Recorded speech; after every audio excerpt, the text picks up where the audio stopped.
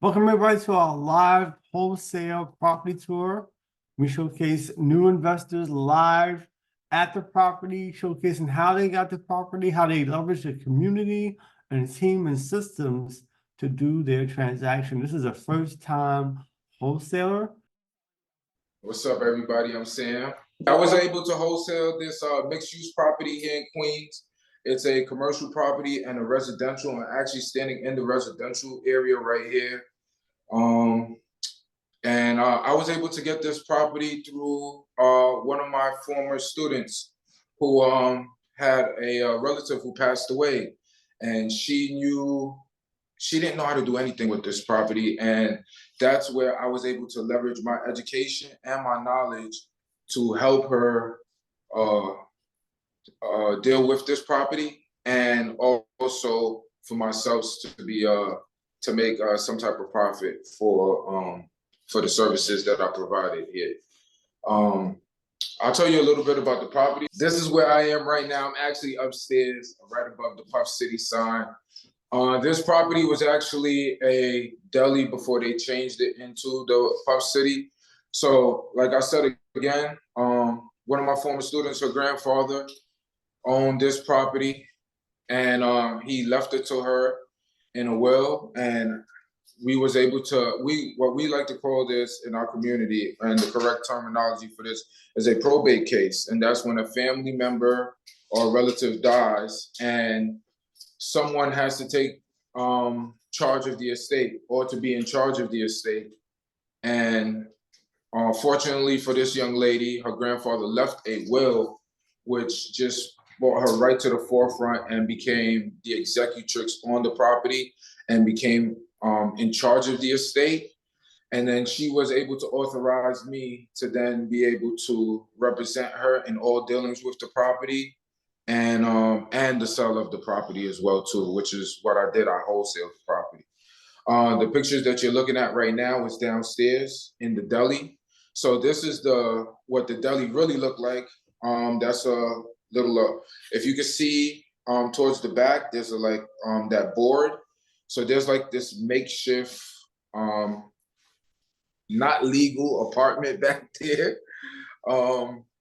And they kind of boarded that up because this is actually a 2-unit property, not a 3-unit, but it's the square footage is pretty big. So you can actually see that. If you go to the next slide, there you go, you see the bathroom. That's in the back of that wall.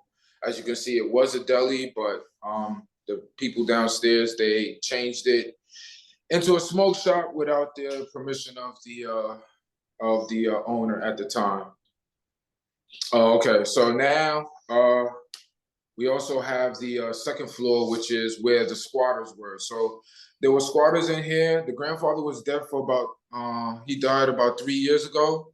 And the squatters have been here for 3 years. And I was able to successfully, with the help of my team, I'm not even gonna say evict.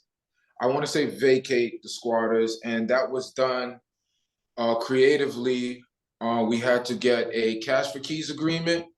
We had to have a mobile notary, which was one of my teammates, Newton, come all the way from the Bronx. I also had to hire a company called Dogs that boards up properties. And I also had to get a moving truck for the squatters.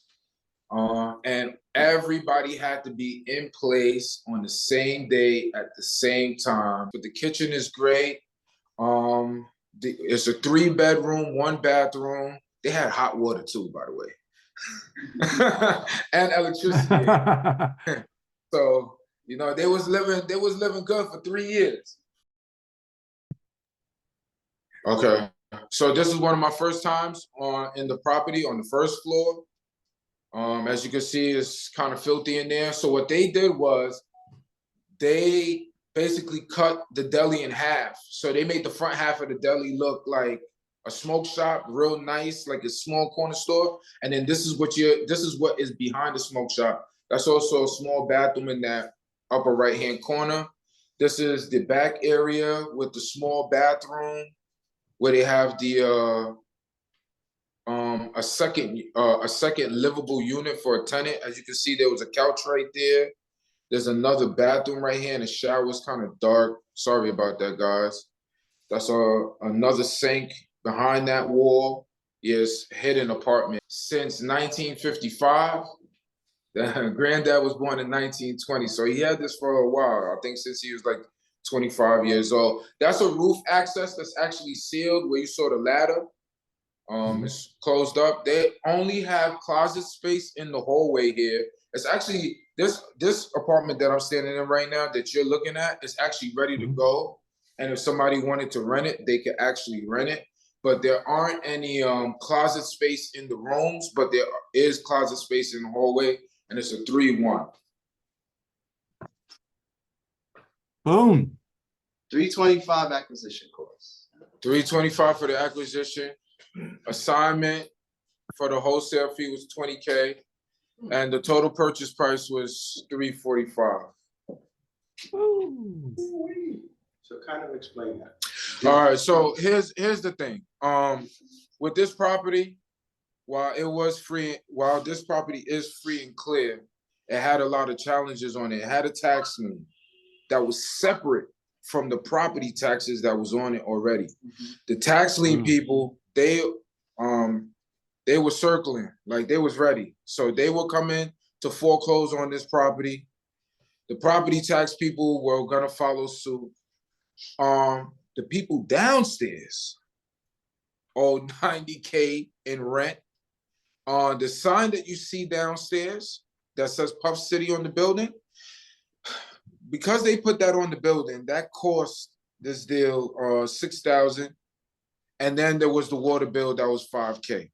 So it was a lot of money owed on this property after the grandfather's death, including the squatters being in here, who I had to pay for them to leave as well. Also, the condition. Oh, and also the condition of the property downstairs, it needed repairs badly, probably in full bill. So you mean to tell me the people downstairs weren't paying rent either? No, the people downstairs haven't paid rent in 3 years, and they owed over $90K in rent, which they never gave to the seller. And we went over the numbers like 3 times, even the night before. Like, I hung up with him. We didn't finish till like 2 a.m. going over the numbers again. And the beautiful part is there is a little bit of money still left in escrow that I'm clearing up, so that she'll be getting a little bit more than that 345 that you're seeing here right now. I do want to stress enough that I don't get this done without the knowledge that I invested in this community. You know, I had to take some wholesaling. I had to take wholesaling courses. I had to take negotiation classes that had to do with it. I had to also know about contracts. These are some of the courses that I had to, you know, take. The beautiful part about this is I have access to this knowledge for lifetime. So I was just able to go back into my classes just to, you know, make sure that, you know, I didn't miss anything, even though there were some things that, you know, could have been done better. But all in all, that's some of the education I use, plus my wholesaling classes as well too. That's what, you know, that's what I was able to leverage. Plus, you know, the backing of my team, my community, and that's what I was able to leverage to be able to get this deal, put this deal together, and then execute. I also took market analysis as well too, that helps, and contracts as well. The fact that I have a team and we covered all our bases while we were doing this to complete this project, it was so much easier than if I would have really went out here and tried to do it on my own. Thank you, first off, for Team Empire for having me here and, you know, accepting me into this community. I didn't really know too much about investing, but when I saw what the community had to offer and what the education had to offer for me, and I invested, you know, my time and my funds into this community about 2.5, going on 3 years now. My name is Joe Styles. I just want to talk about the featured investor really quick because I got an opportunity to work with him for this project a little extra close. And the thing is, what I learned from him was everything is about intention. Just intention. Like he was intent on everything he did, right? Because if you don't have it, if you do nothing, then most of the time you're guaranteed failure, right? So what I learned from this young man is that with intent, right, then you got a chance. With intent, you got a chance.